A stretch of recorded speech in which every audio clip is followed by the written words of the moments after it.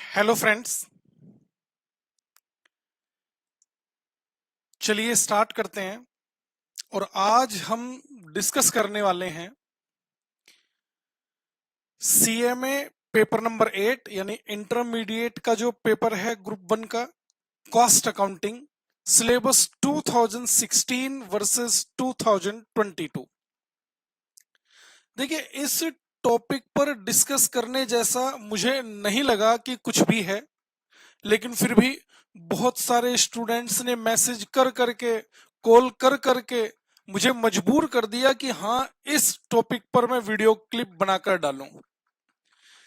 Syllabus 2016 से change होकर अब इंस्टीट्यूट ने सिलेबस 2022 कर दिया है। और आज जो हम चेंजेस की बात करने वाले हैं वो सिर्फ और सिर्फ पेपर नंबर 8 के रेस्पेक्ट में करने वाले हैं, यानी जो आपका कॉस्ट अकाउंटिंग ग्रुप 1 का पेपर है। सर, क्या चेंज हो गया है? अब बहुत सारे स्टूडेंट्स के माइंड में कंफ्यूजन क्रिएट हो गई है कि सर सिलेबस चेंज हो गया है, हमारा तो सर न्यू सिलेबस है, आप कौन से सिलेबस के अकॉर्डिंग वीडियो दे रहे हो? हमारा तो सर ओल्ड सिलेबस है, आपने कहीं न्यू रिकॉर्डिंग तो हमें नहीं दे दी है। कहीं कोई कंफ्यूजन क्रिएट करने की आवश्यकता ही नहीं है अगर मैं बात करूं इस पेपर को लेकर। अच्छा सर, क्या चेंज हुआ है? अगर इंस्टीट्यूट सिलेबस चेंज करता है तो सर कुछ तो चेंज करता होगा ना, अदरवाइज 16 से 22 में ऐसा थोड़ी ना है कि इंस्टीट्यूट ने चेंज ना किया हो। हाँ बच्चे, बिल्कुल चेंज किया है। और वो चेंज क्या किया है, वो चेंज ही मैं आपको दिखाता हूं। ये देखिए, अब आप देख लीजिएगा कि क्या चेंज इंस्टीट्यूट ने किया है सिलेबस में। देखते हैं जरा ध्यान से। Paper number 8 cost accounting. मैं आपको बता दूं, इंस्टीट्यूट का जब आप स्टडी मटेरियल उठाते हैं तो उसमें जो सिलेबस होता है वो यूनिट वाइज दिया होता है। यूनिट वाइज कहें, स्टडी नोट कहें, एक ही बात है। तो यूनिट वाइज सिलेबस दिया होता है। पहले हम बात करते हैं सिलेबस 2016 को लेकर। ध्यान से देखना, सिलेबस 2016 इंस्टीट्यूट के स्टडी मटेरियल में मैंने आपसे कहा यूनिट वाइज सिलेबस दिया होता है, जो कि यहां पर लिखा है।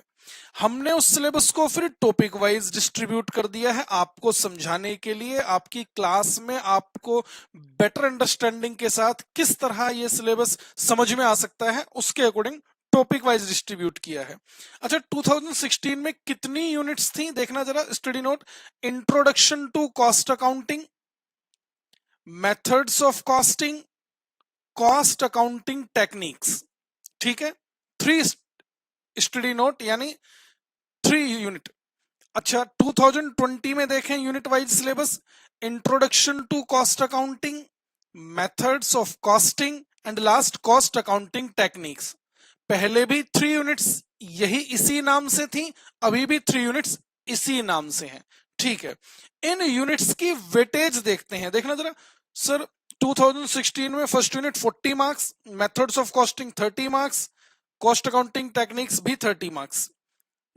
22 में क्या किया है इन्होंने? Introduction to cost accounting 40 marks, methods of costing 30 marks, cost accounting techniques अभी भी 30 मार्क्स। सर ये तो बिल्कुल सेम ही लग रहा है। हाँ, अभी आगे देखते हैं। फर्स्ट यूनिट देखें यानी इंट्रोडक्शन टू कॉस्ट अकाउंटिंग देखें, सिलेबस 2016 में।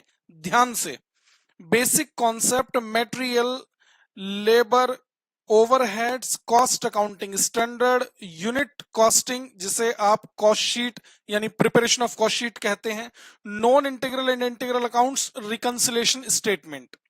ठीक है, 2022 में इंस्टीट्यूट ने क्या किया है चेंज, उस पर आते हैं। ये 40 मार्क्स अभी भी टोटल 40 मार्क्स ही हैं, लेकिन अब इंस्टीट्यूट ने इस स्टडी नोट में जो टॉपिक्स थे उन टॉपिक्स की ग्रुपिंग करके अलग अलग वेटेज दे दी है। कैसे, जरा ध्यान दो। 2016 पर ध्यान दें, बेसिक कॉन्सेप्ट्स, और नीचे देखिए मैं यहां पर कह रहा हूं यूनिट कॉस्टिंग यानी कॉस्ट शीट। बेसिक कॉन्सेप्ट और कॉस्ट शीट को लेकर इंस्टीट्यूट ने कहा कि ये 2022 में कि ये इसकी वेटेज 5 मार्क्स की रहेगी। ये देखो, टॉपिक देख लेना, फिर देखो इधर 2016 में देखें मटेरियल लेबर ओवरहेड्स, इनकी अलग ग्रुपिंग की इंस्टीट्यूट ने, मटेरियल लेबर ओवरहेड्स इनकी अलग से वेटेज दे दी 15 मार्क्स। ठीक है, 2016 में देखें कॉस्ट अकाउंटिंग स्टैंडर्ड, इंस्टीट्यूट ने कहा ये अलग से कॉस्ट अकाउंटिंग स्टैंडर्ड रहेगा, 10 मार्क्स का पेपर इसमें से आएगा, अच्छी बात है। और लास्ट में 2016 में देखें non integral and integral accounts reconciliation statement, institute ने कहा 2020 में non integral integral accounts and reconciliation statement की वेटेज 10 मार्क्स की है। टोटल करेंगे आप, ये अभी भी 40 मार्क्स है। आप टॉपिक्स पर ध्यान दें और आपको कोई सिंगल % चेंज दिखाई दे रहा हो तो मुझे भी समझा दें कहां पर चेंज किया है इंस्टीट्यूट ने। कोई चेंज नहीं है सर, आपने सिर्फ first unit introduction to cost accounting की ही बात की है, आगे तो बात की नहीं। आप आगे देख लीजिए, आगे तो कुछ भी नहीं है। देखना जरा, मेथड्स ऑफ कॉस्टिंग में यहां पर था job and batch costing, contract costing, process costing, joint and by products, operating costing, total weightage 30 marks. इधर देखना 22 में सेम डिक्टो, job and batch costing, contract costing, process costing, joint and by products, operating costing, total 30 marks. Same इसी तरह cost accounting technique देखें, budgetary control, marginal costing, standard costing, budgetary control, marginal costing, standard costing, यहां पर भी 30 marks था, यहां पर भी 30 मार्क्स है। क्या चेंज हुआ है मुझे तो समझ आया नहीं, इसलिए लेकिन ये बताना क्यों जरूरी है। अब किसी का स्टूडेंट का सिलेबस है जिसने न्यू सिलेबस में रजिस्ट्रेशन करा लिया है, वो परेशान है, सर अब क्या करेंगे हम, अब तो सिलेबस चेंज हो गया है, हमें कैसे पढ़ना है। कोई भी चेंज इस पेपर को लेकर नहीं है, मैं सिर्फ इंटरमीडिएट पेपर नंबर 8 ग्रुप 1 की बात कर रहा हूं, ये ध्यान रखना। मैंने ग्रुप 2 की बात नहीं करनी है आज, मैंने ग्रुप 3 के एससीएम में क्या चेंज आया है मैं उसकी बात नहीं कर रहा हूं, उनमें चेंजेस हैं, इसमें कोई चेंज नहीं है। सर मतलब फिर इंस्टीट्यूट ने ये किया ही क्या है, मतलब इंस्टीट्यूट मजाक कर रहा है हमसे चेंज करा के। आप मेरी बात को समझो बच्चे, ये सब्जेक्ट है कॉस्ट अकाउंटिंग, जो कि आपके लिए बिल्कुल न्यू सब्जेक्ट है। अच्छा, आपके लिए न्यू सब्जेक्ट है, यानी कोई भी स्टूडेंट अगर कॉस्ट अकाउंटिंग पढ़ता है तो आफ्टर 12th पढ़ेगा, चाहे वो सीए करे, सीएमए करे, सीएस करे, एमबीए करे, नॉर्मल कॉलेज में जाकर ग्रेजुएशन करे, पढ़ेगा तो आफ्टर 12 ही।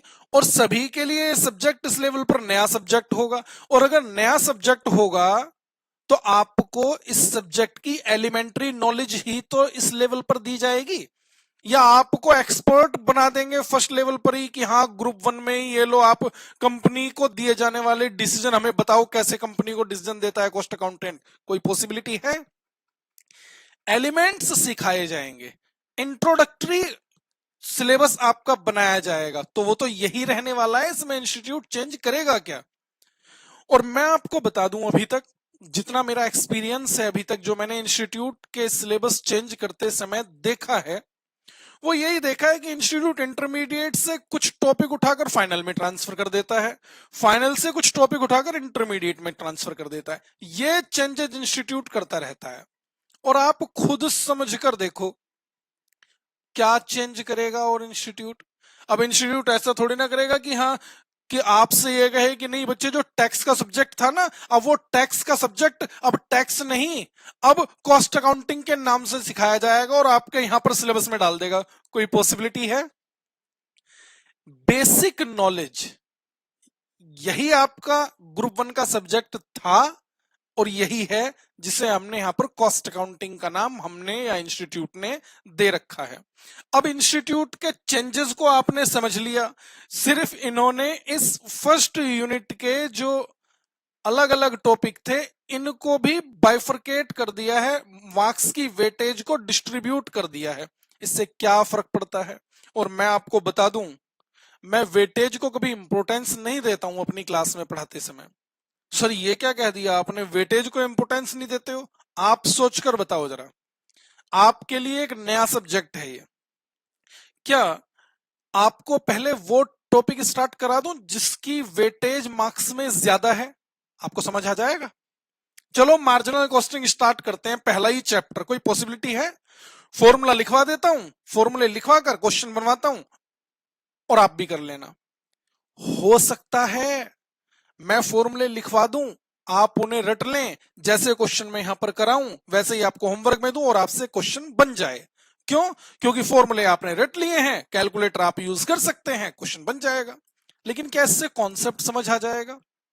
यानी मैं चाहकर क्या आपको कोई और चैप्टर स्टार्ट करा सकता हूं, या मेरे को वही चैप्टर लेकर चलना पड़ेगा जिससे आपको बेसिक नॉलेज मिले और धीरे धीरे आपकी इस सब्जेक्ट पर कमांड बने?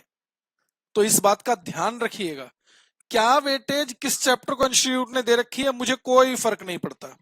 मुझे फर्क, ये तो आप 40-30-30 40-30-30 देख भी रहे हैं, मैं तो इस 40-30-30 को भी कोई इंपोर्टेंस नहीं देता। मैं देता हूं इंपोर्टेंस 100 मार्क्स। पहले भी सब्जेक्ट ये पेपर 100 मार्क्स का था, अभी भी 100 मार्क्स का है।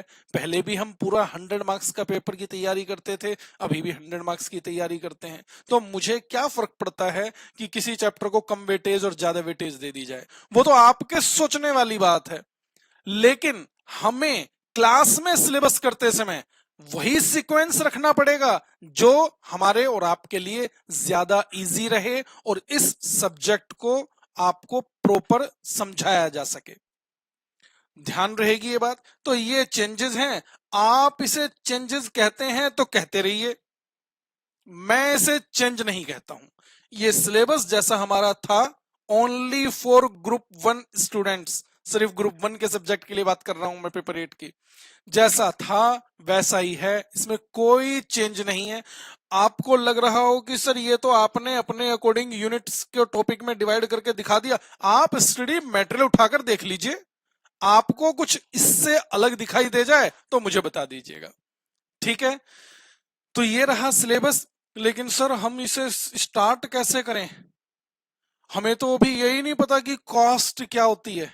चलो कॉस्ट क्या होती है, कॉस्ट को तो छोड़िए, सीएमए जिसमें आपने रजिस्ट्रेशन कराया है, सीएमए क्या है वहां से अपनी बात स्टार्ट करते हैं। देखिए जरा,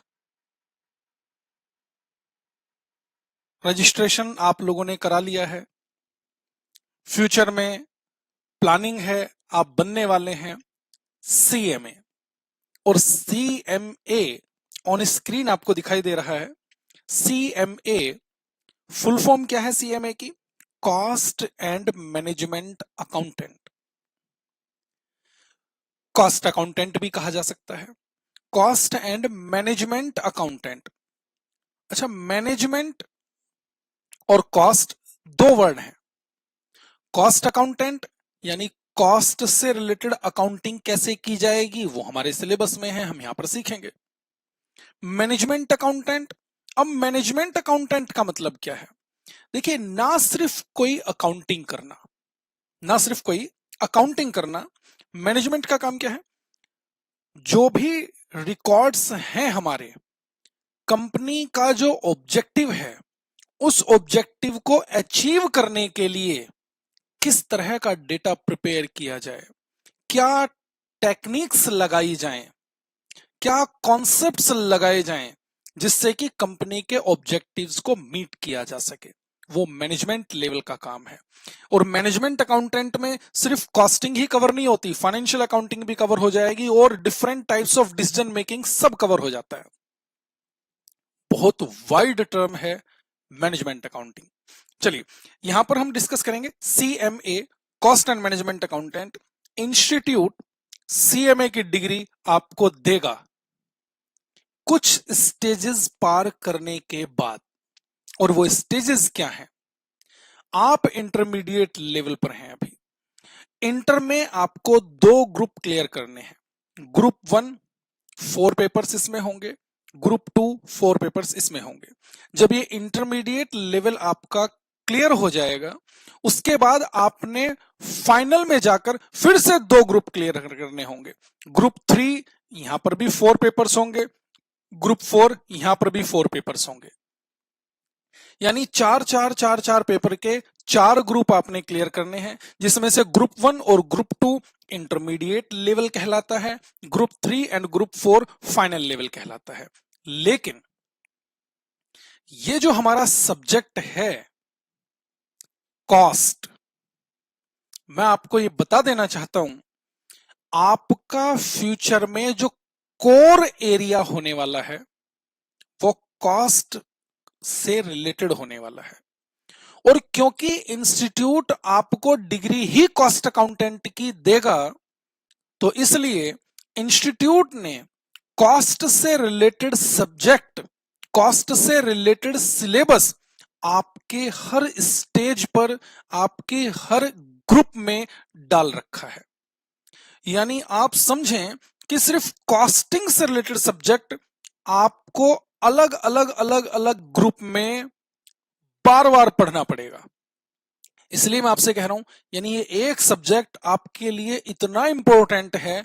डिग्री आपको कॉस्ट अकाउंटेंट की मिलेगी और फ्यूचर में कंपनी जिस तरह के डिसीजंस आपसे एक्सपेक्ट करती है वो आपको यहां पर सिखाए जाएंगे।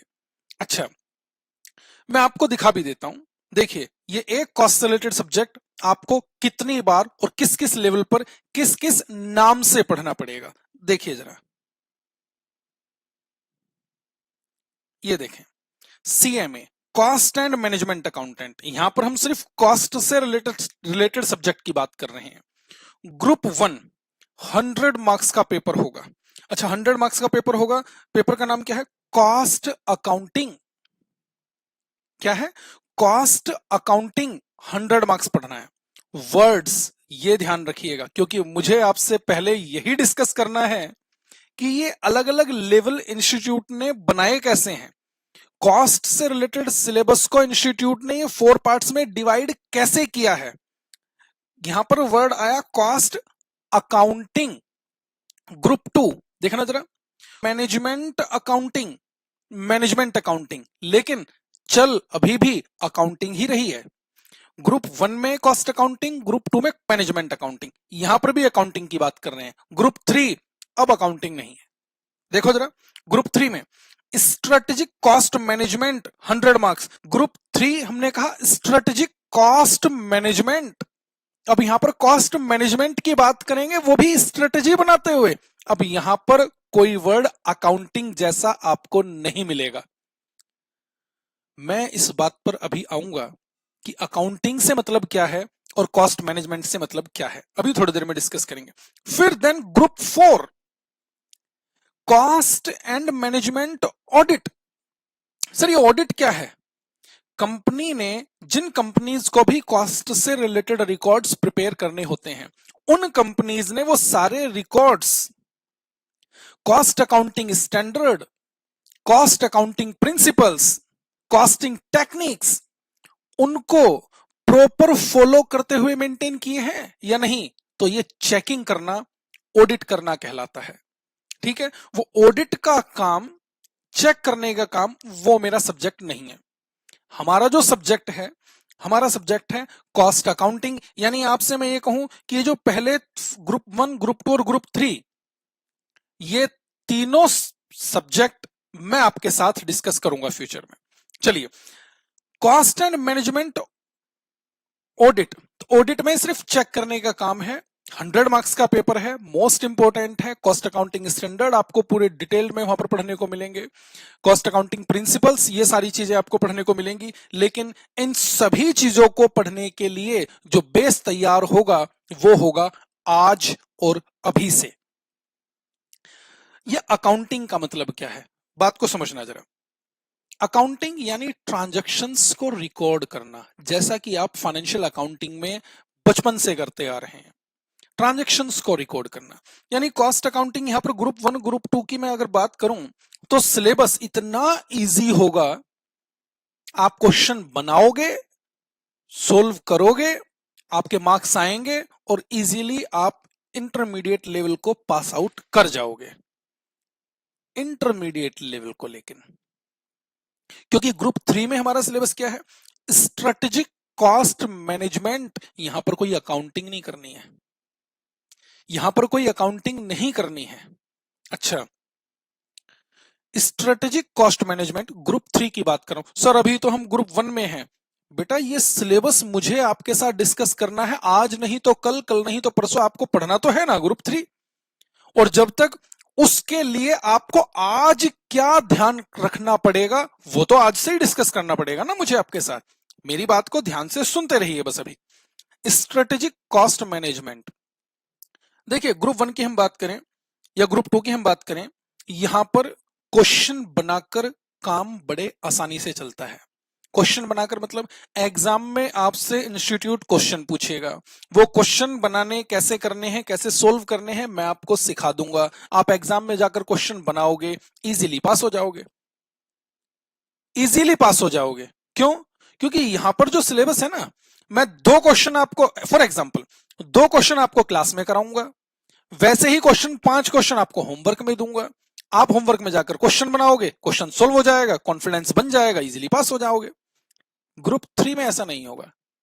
क्यों? क्योंकि वहां पर हर एक क्वेश्चन पहले जैसा क्वेश्चन होगा ही नहीं। हर एक क्वेश्चन अपने आप में एक डिफरेंट क्वेश्चन होगा। कैसे डिफरेंट होगा? एक कंपनी है, फ्यूचर को ध्यान में रखते हुए उसके पास 5 डिफरेंट प्रपोजल्स हैं। ध्यान से सुनना, फ्यूचर में उसके सामने 5 डिफरेंट प्रपोजल्स हैं और कंपनी के रिसोर्सेज लिमिटेड होने की वजह से इन 5 प्रपोजल्स को एक साथ एक्सेप्ट करके एग्जीक्यूट नहीं किया जा सकता। तो इन 5 में से कोई एक प्रपोजल कंपनी एक्सेप्ट कर सकती है। अब ये आपसे पूछा जाएगा कि इन 5 प्रपोजल्स में से कौन सा प्रपोजल कंपनी एक्सेप्ट करे जो कि फ्यूचर में कंपनी के लिए सबसे ज्यादा बेनिफिशियल होने वाला है। अब आप सोचो फ्यूचर में क्या होने वाला है, फ्यूचर में कौन सा प्रपोजल कंपनी के लिए सबसे मोस्ट प्रॉफिटेबल प्रपोजल होगा, ये आपने आज रिकमेंड करना है कंपनी को। ये एक क्वेश्चन है। अगला क्वेश्चन, कोई दूसरी कंपनी है, उसके सामने अलग तरह के 5 प्रपोजल्स हैं। अच्छा, वो 5 प्रपोजल्स कौन से होंगे और वो 5 प्रपोजल्स कौन से होंगे, ये तो डिफरेंट है, ये तो प्रैक्टिकल लाइफ है। इसलिए हम कहते हैं इसे केस स्टडीज, यानी केस स्टडी बेसिस ग्रुप 3 में आपका सिलेबस होता है। हर क्वेश्चन अपने आप में एक डिफरेंट क्वेश्चन होगा और आप ये कहें कि हम सर 1000 क्वेश्चन बनाकर भी ये सिलेबस कंप्लीट कर जाएंगे या क्लियर कर जाएंगे, तो ऐसी कोई जरूरी कंडीशन नहीं है। तो सर फिर क्या होगा, वही आपसे डिस्कस कर रहा हूं मैं।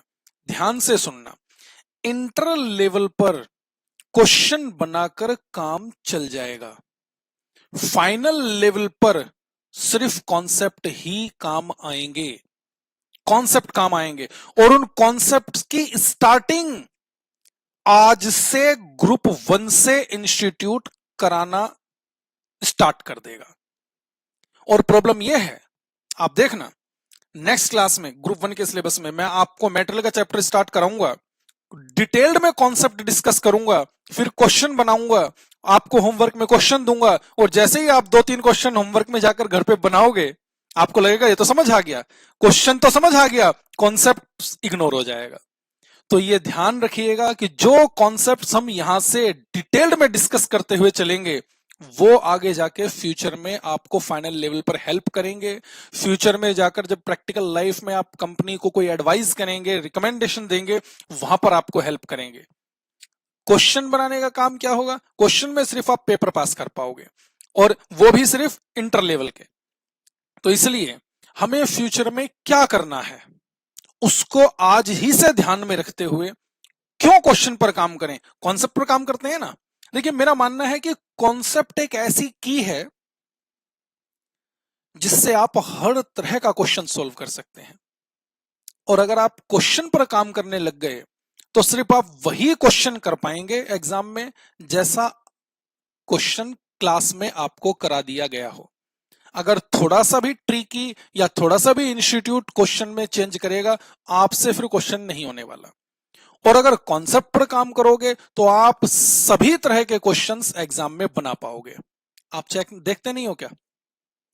मैं एग्जांपल लूं अगर फाइनेंशियल अकाउंटिंग का, फाइनेंशियल अकाउंटिंग, तो आज की डेट में बच्चों से जहां जितना भी डिस्कशन होता है उनका कहना यही है कि सर बैलेंस शीट टैली होती नहीं, करानी पड़ती है। एग्जाम में बैलेंस शीट टैली होती नहीं है, बस जबरदस्ती कहीं ना कहीं से करानी पड़ती है। आपने कभी इस बारे में ध्यान से सोचा कि ऐसा क्यों है? अगर एग्जाम में बैलेंस शीट बनाने का क्वेश्चन आया है और उसमें सारी एडजस्टमेंट बिल्कुल वैसी ही हैं जैसी कि क्लास में आपको क्वेश्चन में करा दी गई हैं, तो आप क्वेश्चन कर लोगे। और अगर इंस्टीट्यूट ने एक भी एडजस्टमेंट डिफरेंट और नई तरह की बनाकर पूछ ली, अब बैलेंस शीट टैली नहीं होनी। अगर ऐसा आपके साथ भी है तो ये समझ लेना आपने सीखा नहीं, रटा है। आप सिर्फ वही क्वेश्चन, सिर्फ वही ट्रीटमेंट कर सकते हैं जो आपको रटा दिए गए हैं, कोई भी नया ट्रीटमेंट आप नहीं कर सकते हैं। तो आप सीख नहीं रहे हैं, आप रट रहे हैं। फाइनेंशियल अकाउंटिंग की बात कर रहा हूं। एक बात जरा सोच कर बताइए, बचपन में आपको फाइनेंशियल अकाउंटिंग 11th क्लास से स्टार्ट करा दी गई थी, और जब स्टार्ट कराई जाती है तो इनिशियल लेवल पर आपको सबसे पहले सिखाई जाती है जर्नल एंट्रीज।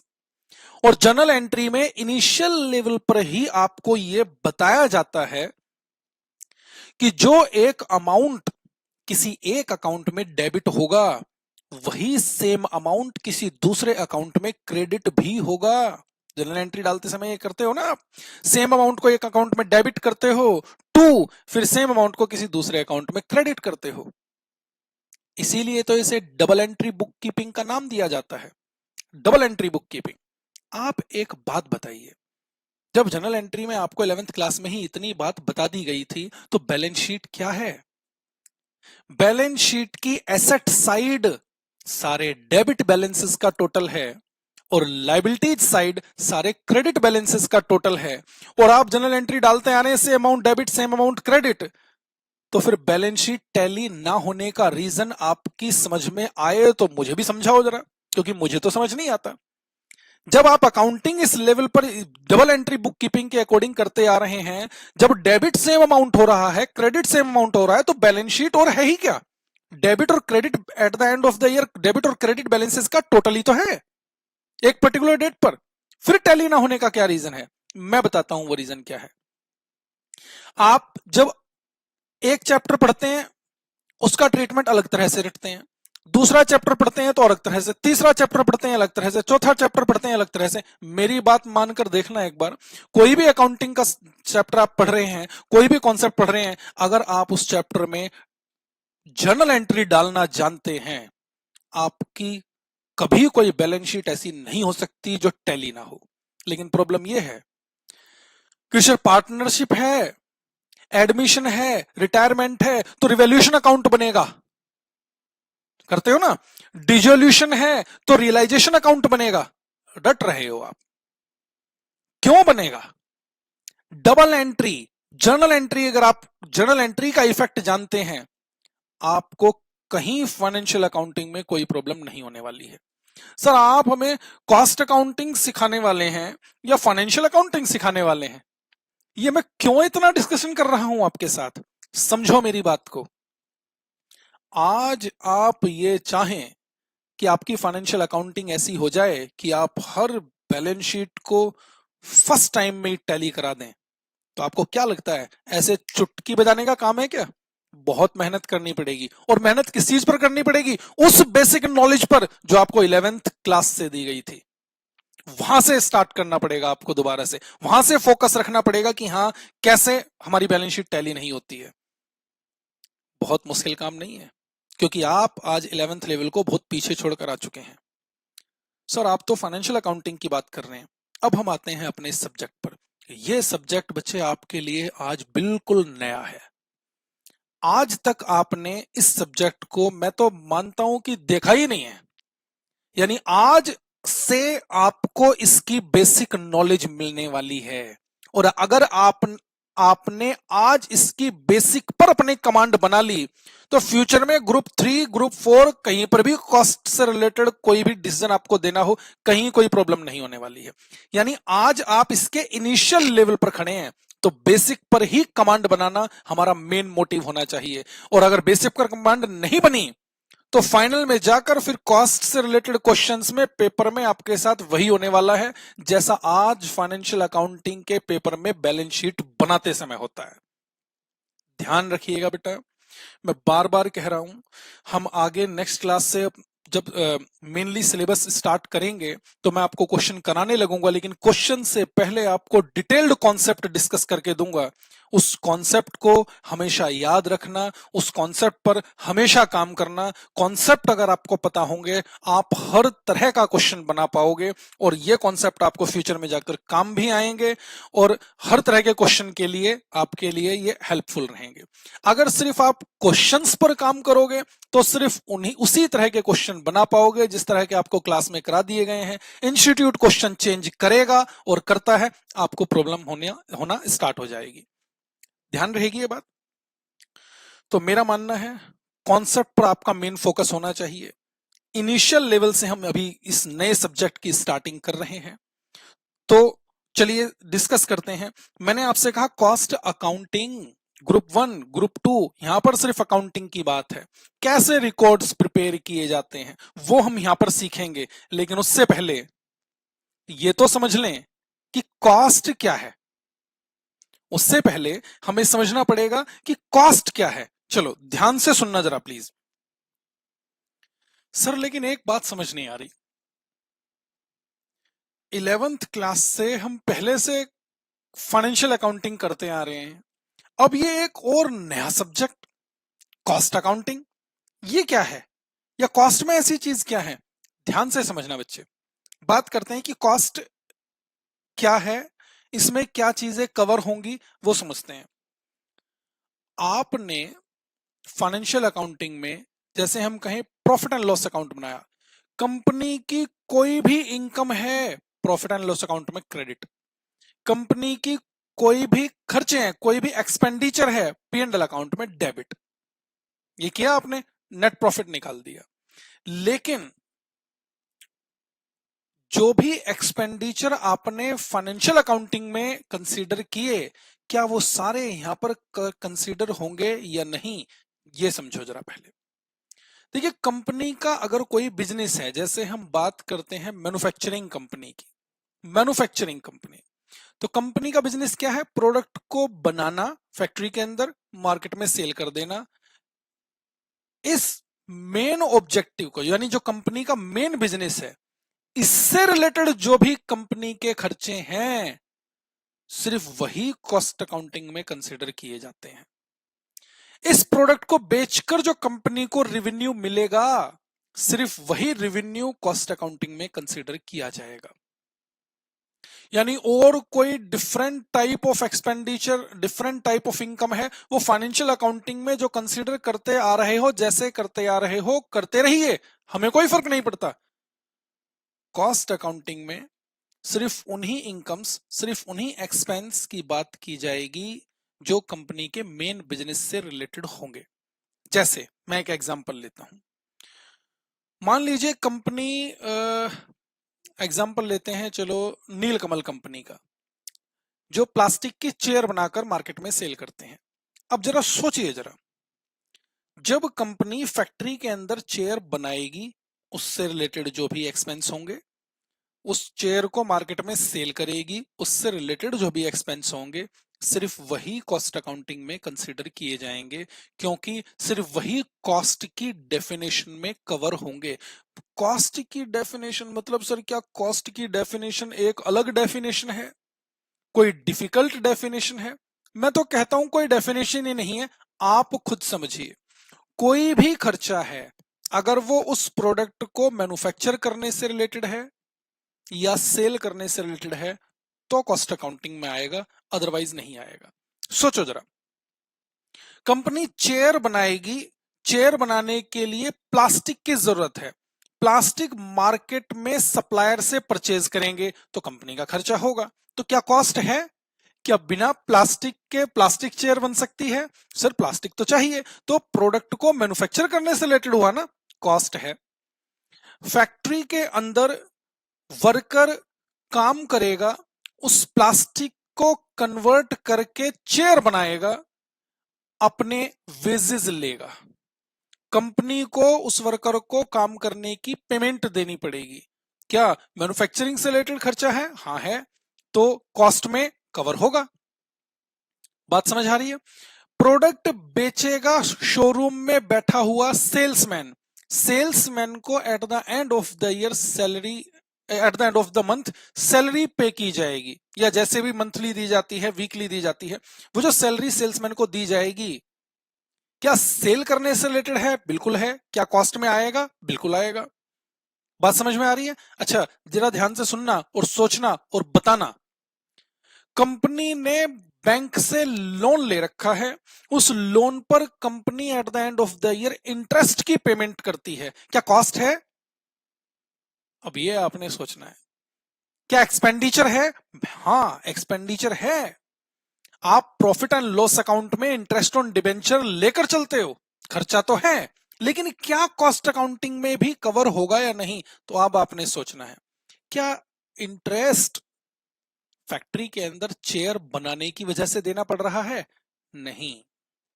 क्या वो इंटरेस्ट मार्केट में चेयर बेचने की वजह से देना पड़ रहा है? नहीं। इंटरेस्ट देना पड़ रहा है क्योंकि कंपनी ने लोन लिया है, और चेयर बनाकर बेचने के बिजनेस के लिए लोन लेना एक एसेंशियल एक्सपेंडिचर है, ऐसा कहीं नहीं लिखा है। इसलिए इंटरेस्ट पी&एल अकाउंट में उसका जो ट्रीटमेंट करते आ रहे हो बचपन से, करते रहिए। कॉस्ट अकाउंटिंग में वो कहीं पर भी कंसीडर नहीं होगा। सेम सोचिए, शेयर होल्डर्स को at the end of the year company dividend की पेमेंट करती है, क्या ये कॉस्ट है? क्या डिविडेंड को फाइनेंशियल अकाउंटिंग में कंसीडर करते हैं? हाँ। क्या यहां पर कॉस्ट अकाउंटिंग में कंसीडर होगा? नहीं। क्या डिविडेंड मैन्युफैक्चरिंग की वजह से देना पड़ता है? नहीं। क्या सेल की वजह से देना पड़ता है? नहीं। तो कॉस्ट में नहीं आएगा। और ध्यान रखिएगा, या चाहे interest on loan, interest on debenture या डिविडेंड, ये फाइनेंशियल एक्सपेंस कहे जाते हैं, और फाइनेंशियल एक्सपेंडिचर्स का कॉस्ट अकाउंटिंग से कोई भी लेना देना नहीं है। तो आपने कोई भी एक्सपेंडिचर अगर कंपनी इनकर कर रही है, आपने सिर्फ ये छोटा सा टेस्ट लगाना है, क्या कंपनी के मेन बिजनेस से रिलेटेड है? अगर नहीं है तो कॉस्ट नहीं है। बात समझ आई? सोचो जरा। इनकम टैक्स क्या कॉस्ट है?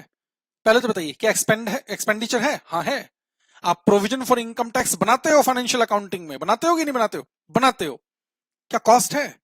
सोचो जरा। क्या इनकम टैक्स मैन्युफैक्चरिंग करने की वजह से देना पड़ता है? नहीं। क्या मार्केट में चेयर बनाकर बेच रहे हैं, बेचने सेल करने की वजह से देना पड़ता है? नहीं। तो क्या इनकम टैक्स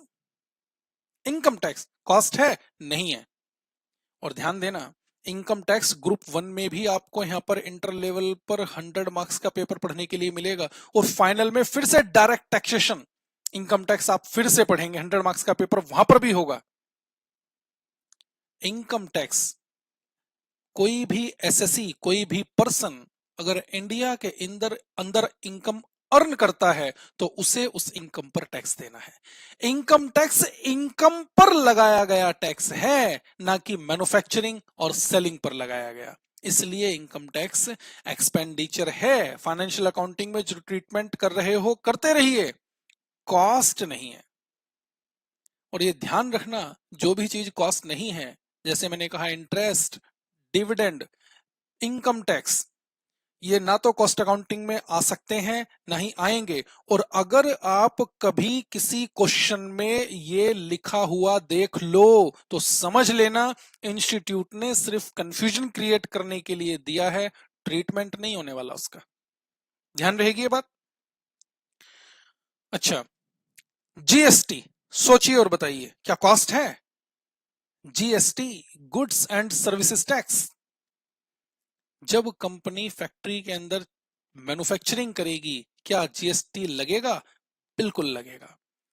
जब सेल करेगी कंपनी, क्या जीएसटी लगेगा? बिल्कुल लगेगा। तो क्या जीएसटी कॉस्ट है?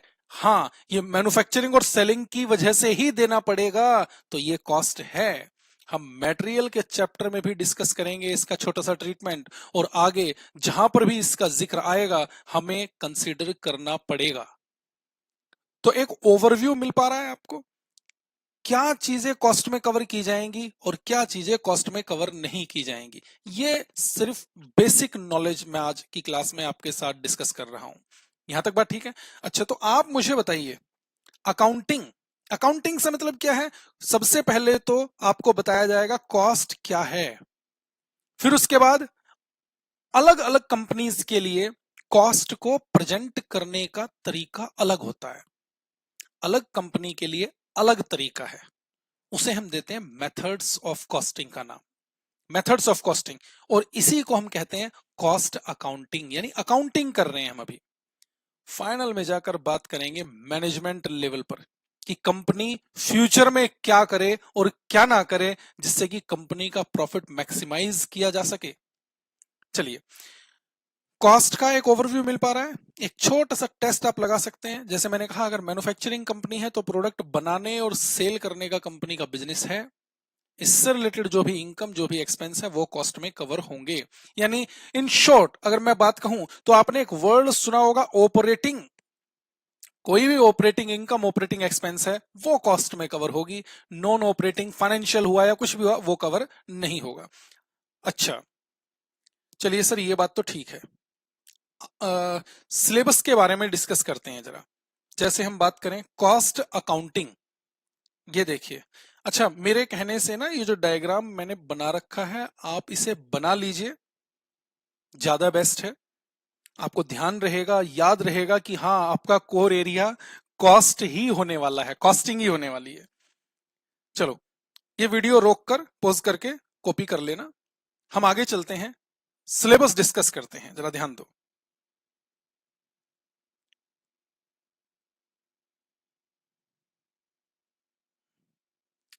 ये देखिएगा, ग्रुप 1 का सिलेबस, ये देखिए, देखो जरा, group 1 cost accounting syllabus, 100 marks का पेपर है आपका। और देखना ये क्या लिखा है मैंने, यूनिट वाइज, फिर टॉपिक वाइज, फिर मार्क्स, मार्क्स यानी इंस्टीट्यूट की वेटेज जो इंस्टीट्यूट ने इन टॉपिक्स को दी है। यूनिट वाइज यानी अगर आप कंपनी सॉरी इंस्टीट्यूट का स्टडी मटेरियल चेक करें तो उसमें जो आपको सिलेबस लिखा होता है वो यूनिट वाइज होता है। हमने उस यूनिट वाइज सिलेबस को टॉपिक वाइज कर दिया है, यानी हम किन टॉपिक्स के नाम से ये सिलेबस कवर करेंगे, हमारी बुक में जो कंटेंट मिलेगा वो किस टॉपिक के नाम से मिलेगा। तो हमने इस यूनिट वाइज सिलेबस को टॉपिक वाइज बाइफरकेट किया हुआ है और उनके मार्क्स मैंने आपको यहां पर दे रखे हैं। जैसे हम बात करें introduction to cost accounting, 40 marks दिखाई दे रहा है आपको। इंट्रोडक्शन टू कॉस्ट अकाउंटिंग ये 40 मार्क्स का सिलेबस है।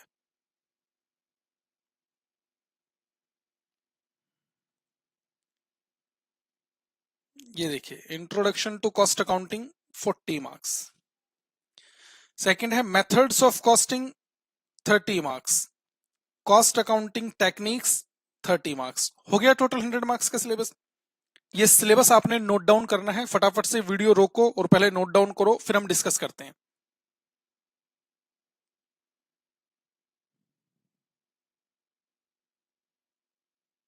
हाँ जी, कॉपी कर लिया है ना? ध्यान से सुनना जरा। जैसे मैंने अभी नीलकमल कंपनी का एग्जांपल लिया, आप समझ सकते हो, अगर कोई, जैसे नीलकमल कंपनी की बात कर रहे हैं, कंपनी चेयर बनाकर मार्केट में सेल करती है। चेयर बनाकर मार्केट में सेल कर रही है, तो मुझे ये बताइए चेयर बनाने के लिए सबसे बेसिक नीड क्या होगी? सर, सबसे पहले चेयर बनाने के लिए प्लास्टिक चाहिए। अब आप सोचिए जरा, प्लास्टिक चाहिए, प्लास्टिक कहां से आएगी? प्लास्टिक मार्केट से, सप्लायर से खरीद लेंगे, ये बात ठीक है। अब जरा ध्यान देना, प्लास्टिक खरीदी, अब उस प्लास्टिक को जब हम परचेज करेंगे तो कौन से रिकॉर्ड्स प्रिपेयर किए जाएंगे? उस प्लास्टिक को कहां पर स्टोर किया जाएगा? स्टोर करना कहा मैंने, जब स्टोर रूम में प्लास्टिक को, स्टोर रूम में होल्ड करते हैं, स्टोर रूम में जब प्लास्टिक को होल्ड करेंगे तो स्टोर रूम से रिलेटेड किस तरह के रिकॉर्ड प्रिपेयर करने पड़ेंगे? हम जब प्लास्टिक परचेज करेंगे तो एक लॉट में कितना प्लास्टिक परचेज हमें करना चाहिए, ये सारे कॉन्सेप्ट कवर होंगे मटेरियल चैप्टर के अंदर। क्यों?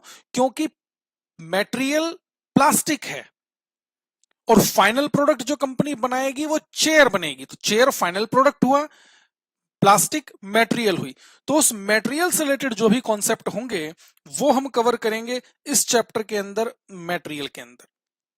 देखो जरा, सबसे पहले हमने लिखा है बेसिक कॉन्सेप्ट। बेसिक जो मैं आज की क्लास में डिस्कस कर रहा हूं, कॉस्ट क्या है, क्या चीजें कवर होंगी, क्या नहीं होंगी।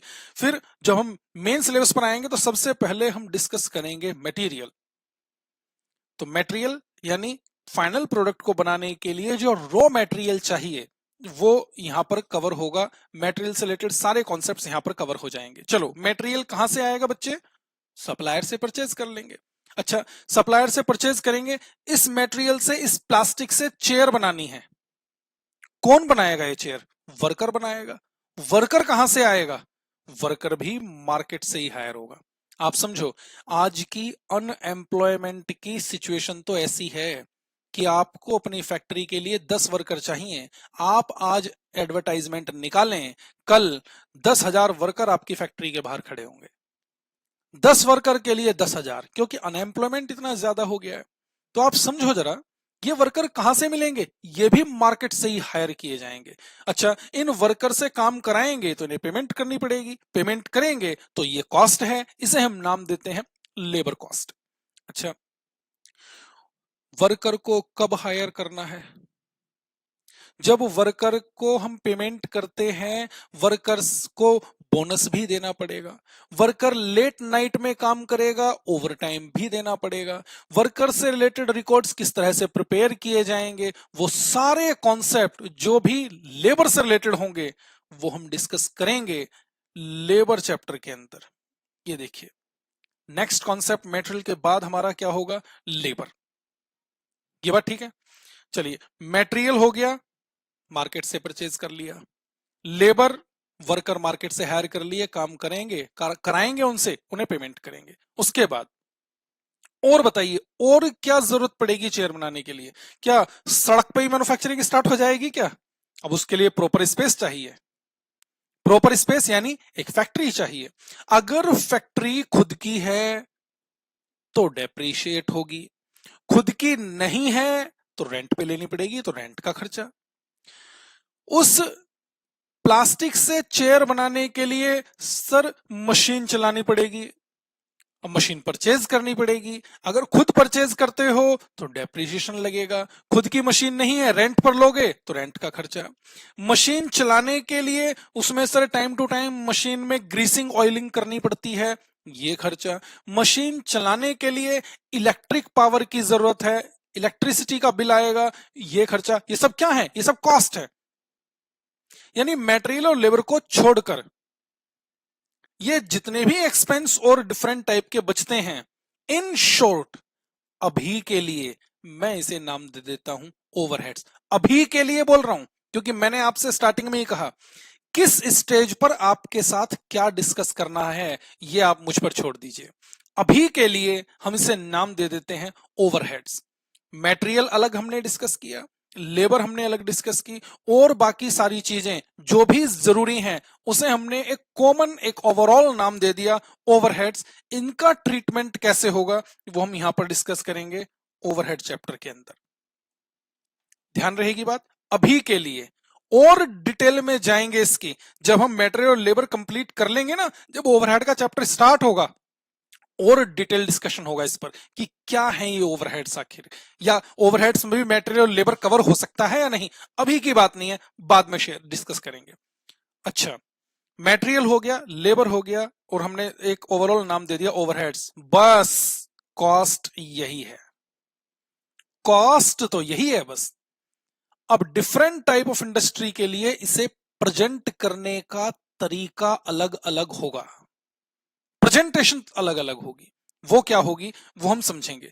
चलिए, मटेरियल, लेबर, ओवरहेड्स। फिर एक कॉन्सेप्ट है हमारे यहां पर cost accounting standard. CMA institute time to time किसी पर्टिकुलर एलिमेंट ऑफ कॉस्ट के लिए नोटिफिकेशंस लेकर आता है, कुछ स्टैंडर्ड क्रिएट करता है कि सभी कंपनीज को इस एलिमेंट को इस तरह से प्रेजेंट करना चाहिए। वो स्टैंडर्ड क्या है वो हम पढ़ेंगे कॉस्ट अकाउंटिंग स्टैंडर्ड में। यूनिट कॉस्टिंग, कोई कंपनी चेयर बनाती है, कुछ भी बनाती है, कोई भी प्रोडक्ट बनाकर बेचती है, उसको उस कॉस्ट को एक शीट के थ्रू प्रेजेंट किया जा सकता है जिसे हम कहते हैं कॉस्ट शीट। वो कॉस्ट शीट कैसे बनाई जाती है यूनिट कॉस्टिंग में कवर करेंगे। अच्छा, कॉस्ट क्या है? कॉस्ट तो वही है जो हमने पहले ही डिस्कस कर लिया, मटेरियल, लेबर एंड एक नया नाम हमने दिया ओवरहेड्स का। कॉस्ट तो यही होगी, उसकी शीट कैसे बनेगी यूनिट कॉस्टिंग में पढ़ेंगे। अच्छा ठीक है, आगे देखना। फिर हमने नाम दिया non integral and integral accounts. सोचना ध्यान से, फाइनेंशियल अकाउंटिंग आप पहले से पढ़ते आ रहे हैं, ये एक different type of accounting, cost accounting. Sir फिर ऐसा क्यों है कि फाइनेंशियल अकाउंटिंग हमें 11th क्लास से सिखाई, कॉस्ट अकाउंटिंग अब स्टार्ट कर रहे हैं? बच्चे, कॉस्ट अकाउंटिंग, कॉस्ट से रिलेटेड रिकॉर्ड सभी कंपनीज ने बनाने जरूरी नहीं होते, सिर्फ कुछ ही कंपनीज ने कॉस्ट से रिलेटेड रिकॉर्ड्स बनाने पड़ते हैं। उन कंपनीज ने जिसे मेंशन किया गया है कंपनी लॉ के अंदर। अब कंपनी लॉ मेरा सब्जेक्ट नहीं है, वो आपको लॉ में पढ़ने के लिए मिलेगा। किन कंपनीज ने बनाने हैं ये हमारा काम नहीं है, कैसे बनाने हैं ये हमारा काम है। वो हम यहां पर सारा आपके साथ डिस्कस करेंगे और बनाना सिखाएंगे आपको। ध्यान से, जिन कंपनीज ने कॉस्ट से रिलेटेड रिकॉर्ड्स बनाने होते हैं उनके पास दो ऑप्शन है। वो क्या है? फाइनेंशियल अकाउंटिंग तो सभी ने ही करनी होती है, कॉस्ट अकाउंटिंग किसे किसे करनी है उनकी बात कर रहे हैं। अच्छा, कंपनी के पास ऑप्शन क्या है? Company financial record separately maintain करे, कॉस्ट रिकॉर्ड्स सेपरेटली मेंटेन करे। दो तरह की अकाउंटिंग हो रही है। फाइनेंशियल अकाउंटिंग कैसे हो रही है? जैसे आप 11th क्लास से करते आ रहे हो। कॉस्ट अकाउंटिंग कैसे होगी? वो रिकॉर्ड्स कैसे बनेंगे, कौन से लेजर बनेंगे, जर्नल एंट्री कैसे डाली जाएगी, वो हमारा काम है, मैं सिखा दूंगा आपको।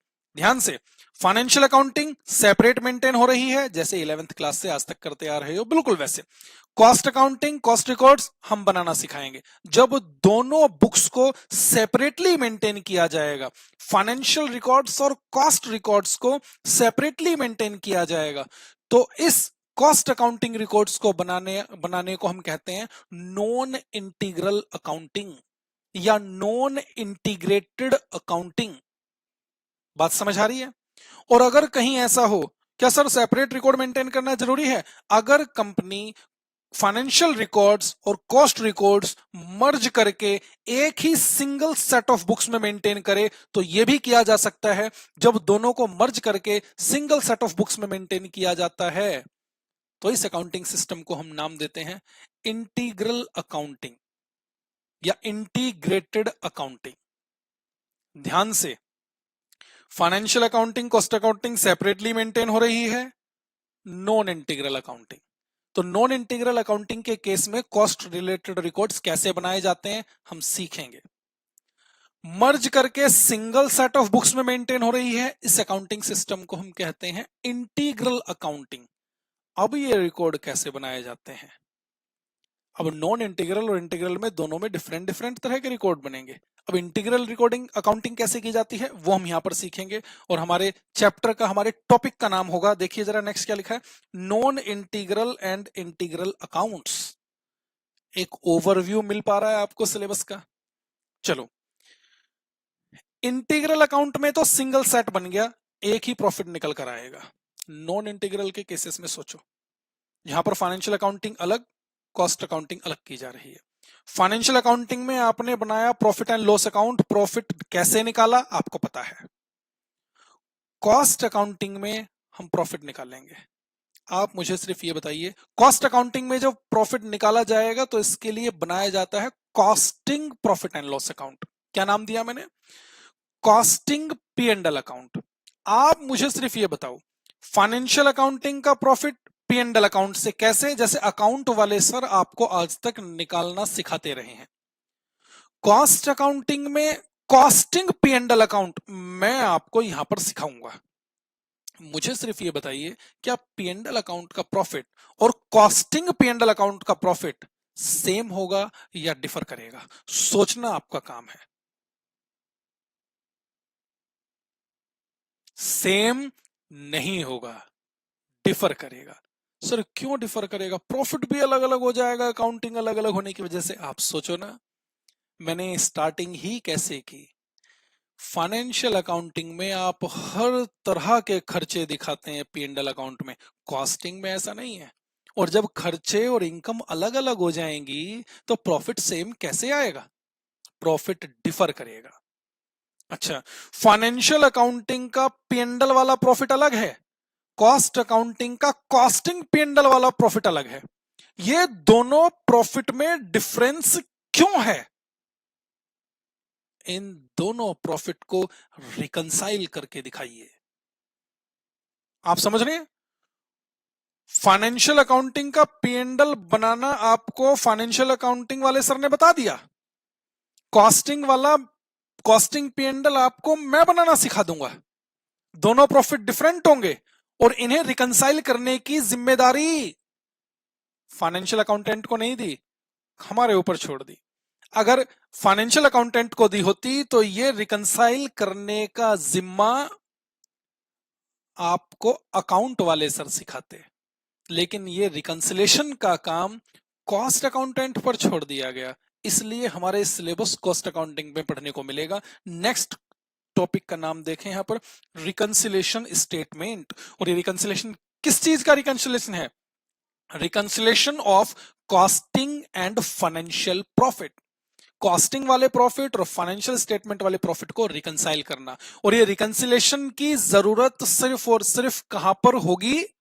जहां पर नॉन इंटीग्रल अकाउंटिंग होगी, जहां पर दोनों रिकॉर्ड सेपरेटली मेंटेन किए जा रहे होंगे। इंटीग्रल के केस में तो दो प्रॉफिट ही नहीं होंगे, वहां पर तो एक ही बुक्स मेंटेन हो रही है। ये बात समझ आई? ये सिलेबस आपका इतना इंट्रोडक्शन टू कॉस्ट अकाउंटिंग के नाम से 40 मार्क्स का दे रखा है इंस्टीट्यूट ने। इतनी बात ठीक है। इसके बाद हमने कहा हर डिफरेंट इंडस्ट्री के लिए कॉस्ट को प्रेजेंट करने का तरीका अलग होता है। जैसे सोचो जरा, जैसे हम बात करें, अगर कोई मैन्युफैक्चरर ऐसा है जो हर डिफरेंट कस्टमर के लिए डिफरेंट काम करता है। जैसे हम बात करें, एक फर्नीचर वाले की बात करो। फर्नीचर वाले के पास आप जाइए, आप कहते हो कि भाई साहब हमारे लिए ना एक सोफा सेट बनाना है, ठीक है। मैं चला जाता हूं उसके पास, मैं कहता हूं भाई साहब एक बेड बना दो, डबल बेड। कोई थर्ड पर्सन जाता है, वो कहता है सर चेयर बना दो हमारे लिए। आप मुझे ये बताओ, मेरा काम उस फर्नीचर वाले के लिए अलग है, बेड बनाना है। थर्ड पर्सन चेयर बनवाने गया है, आप सोफा सेट बनवाने गए हैं। क्या वो हम तीनों से सेम प्राइस चार्ज करेगा या डिफरेंट प्राइस चार्ज करेगा?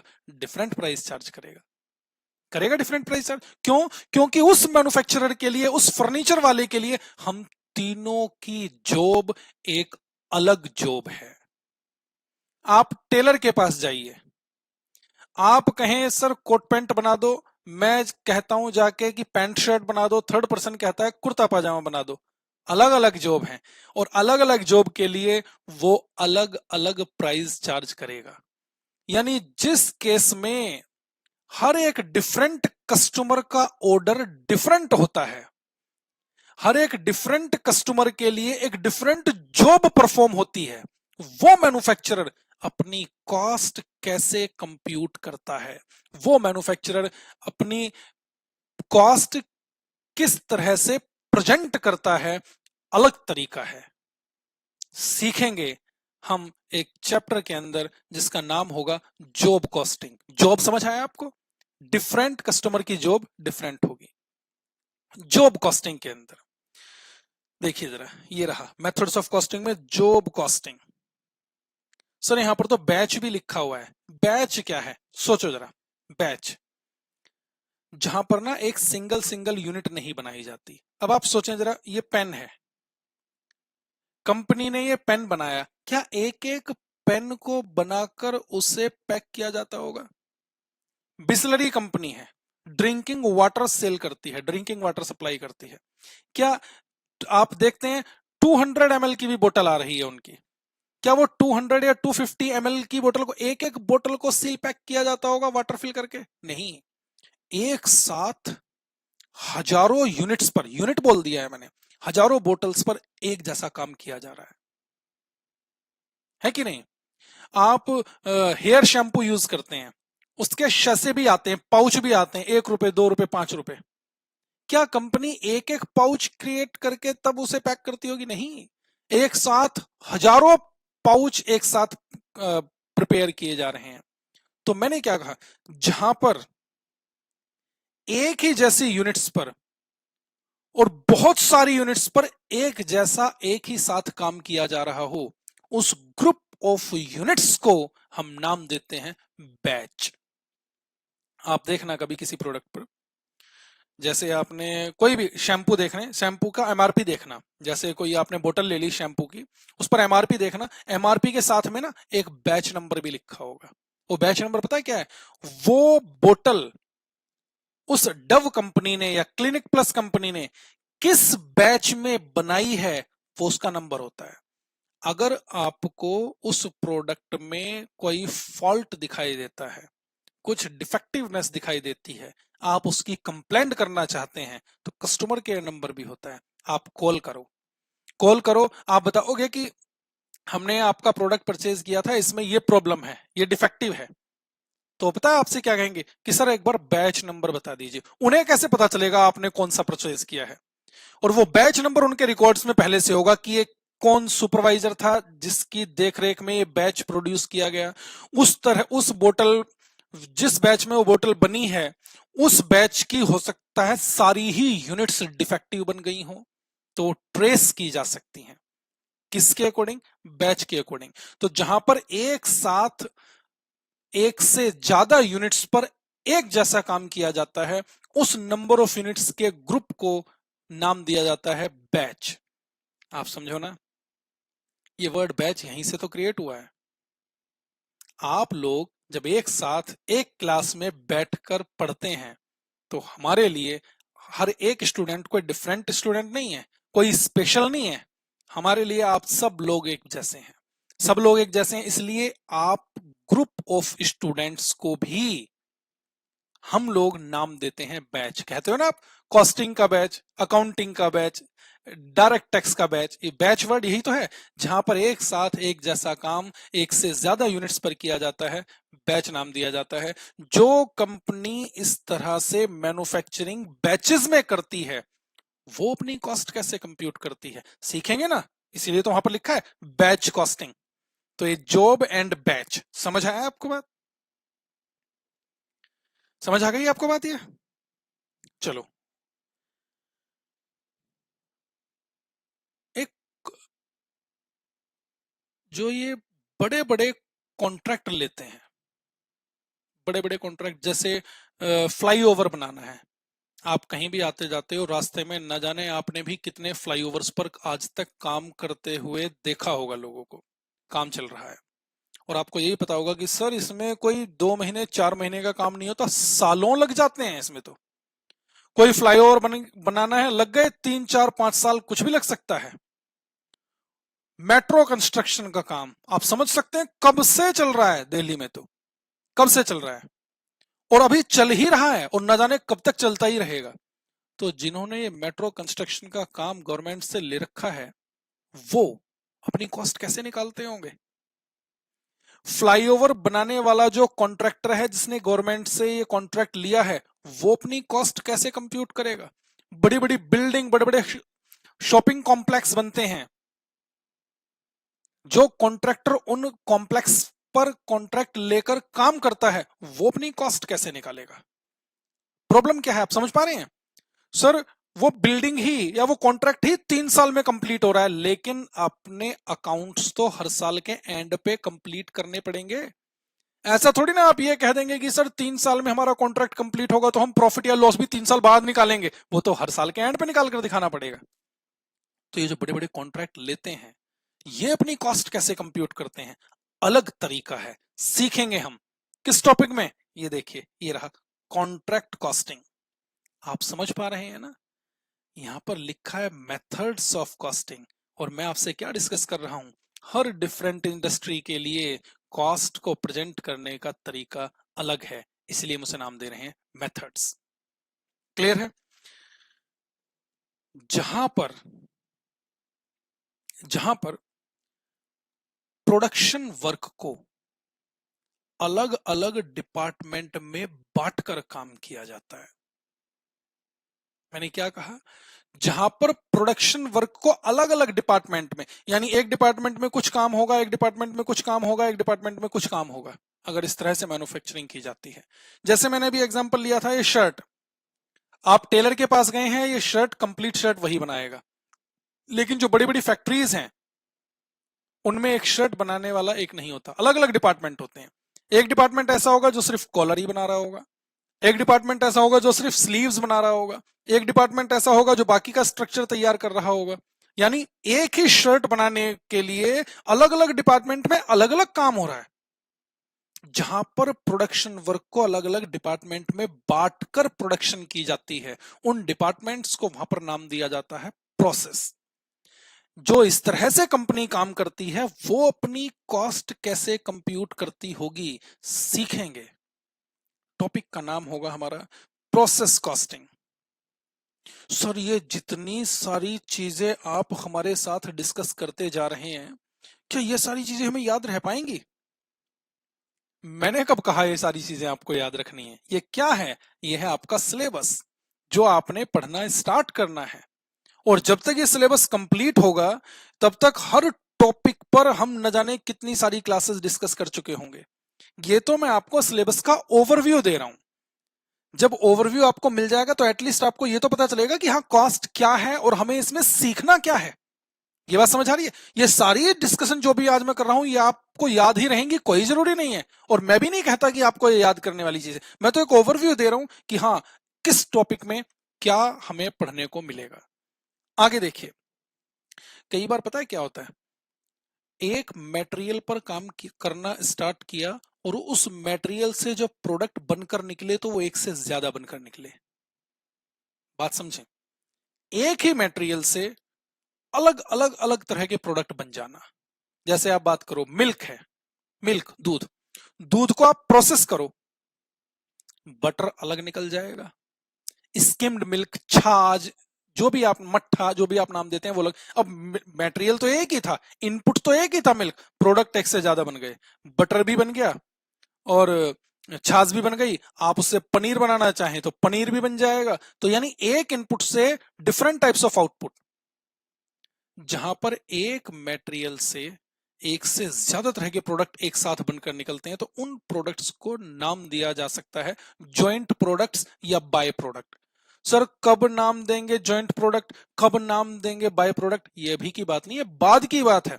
जब इस चैप्टर पर पहुंचेंगे तब डिटेल में डिस्कशन करेंगे इस बात पर कि क्या, कब जॉइंट प्रोडक्ट होगा, कब बाय प्रोडक्ट होगा। अभी के लिए क्या, जहां एक इनपुट से एक प्रोसेसिंग करके एक से ज्यादा तरह के प्रोडक्ट निकलते हों तो उन प्रोडक्ट्स को जॉइंट प्रोडक्ट्स या बाय प्रोडक्ट्स का नाम दिया जाता है।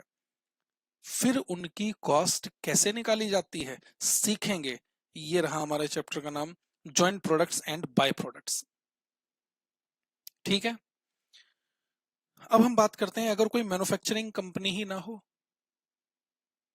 अगर सर्विस इंडस्ट्री में कवर होते हो, जैसे cinema theatre, school, college, coaching institute, transport services, कितनी सारी चीजें हैं जहां पर कोई प्रोडक्ट बनाकर नहीं बेचा जाता, सर्विस दी जाती है।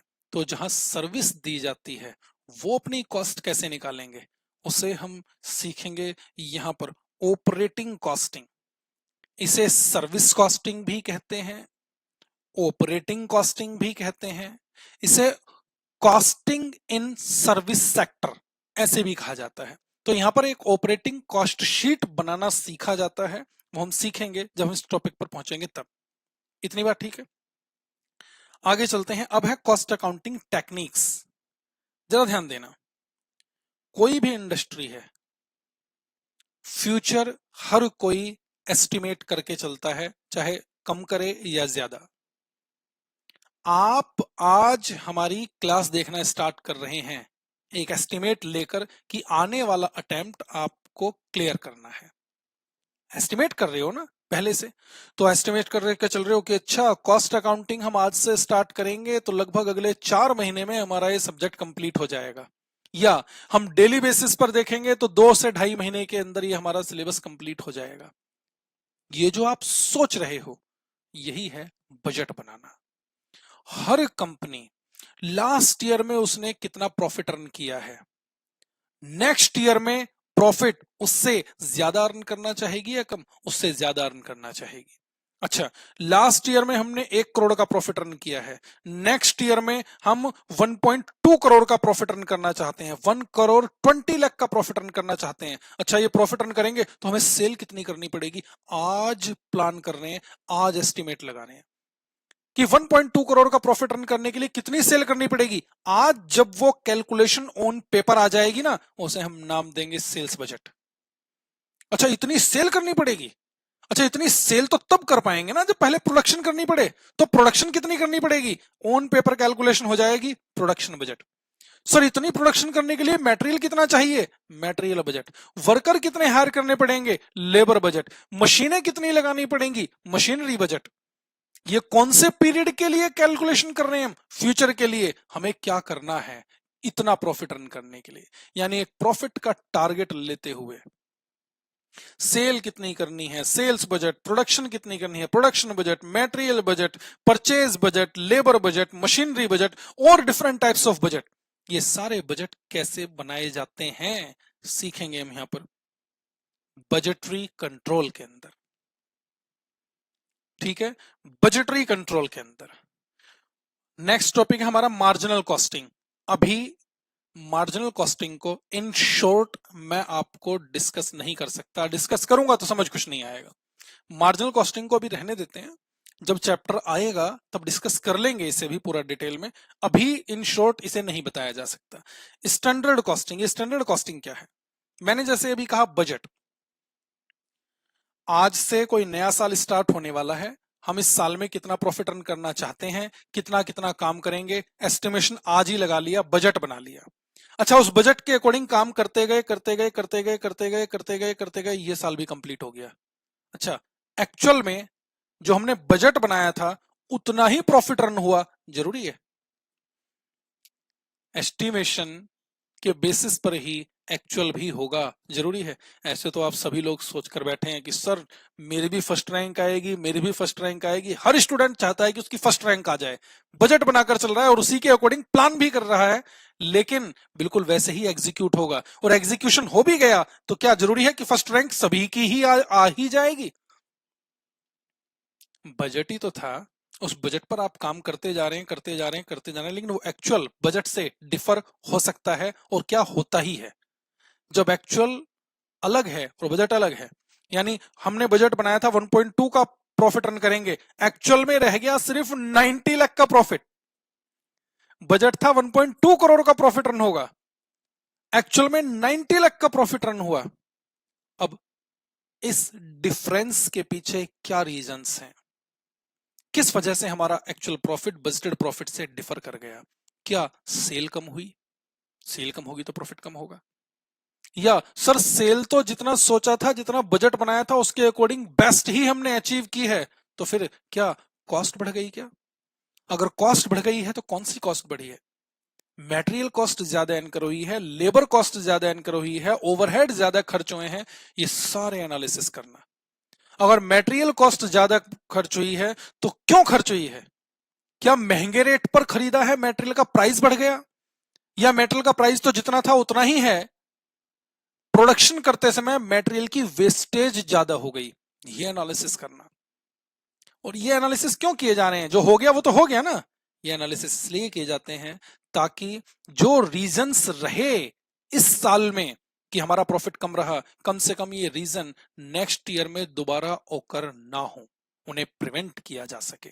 तो एनालिसिस करना हम सीखेंगे। हमारे चैप्टर का नाम होगा स्टैंडर्ड कॉस्टिंग, हमारे चैप्टर का नाम होगा स्टैंडर्ड कॉस्टिंग। तो आपको group 1 cost accounting paper number 8, ये पेपर नंबर 8 है हमारा, सिलेबस का ओवरव्यू मिल पा रहा है, कॉस्ट क्या है वो आपको समझ आ रहा है। अब आप ये कहें कि सर कॉस्ट क्या है, आज ही हम सारी चीज याद कर देंगे, कैसे कर दोगे, ये पूरा सिलेबस कॉस्ट पर है। बात समझ आ रही है, तो हम इसके प्रैक्टिकल एक्सपेक्ट को पढ़ेंगे। यहां तक बात क्लियर हो गई है आपकी, सिलेबस का आपको पता चल गया है। देखो सिलेबस ये हम सारा कवर करेंगे अपनी क्लास में। बस मेरे कहने से एक बात ध्यान रखना, इस वेटेज को ज्यादा इंपॉर्टेंस मत देना, वेटेज को ज्यादा इंपॉर्टेंस मत देना। हमें इंपॉर्टेंस देनी है 100 मार्क्स को।